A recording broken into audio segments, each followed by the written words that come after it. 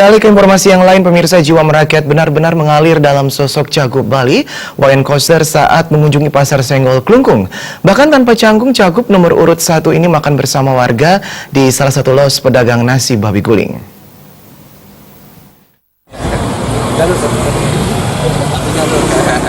Di sela-sela jadwal kampanye yang padat, Cagup Bali Wayan Koster selalu menyempatkan diri untuk rehat kopi dan makan di pasar tradisional maupun di warung-warung kecil milik warga.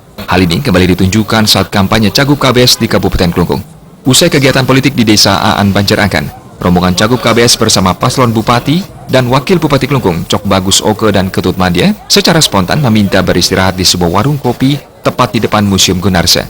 Sekitar setengah jam menikmati minum kopi, rombongan KBS Aja dan Paket Bagia bergerak menuju Pasar Senggol Klungkung. Kehadiran Cagup KBS dan paslon Paket Bagia langsung disambut hangat warga dan pengunjung pasar. Kesempatan bertemu paslon dimanfaatkan warga untuk berfoto bersama.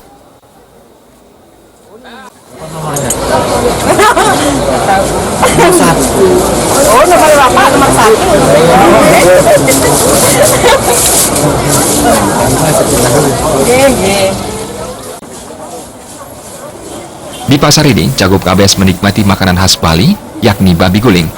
Usai makan, Cagup KBS sempat belusukan ke dalam Pasar Senggol dan berbincang-bincang dengan pedagang serta pengunjung pasar yang terletak di jantung kota Semarapura.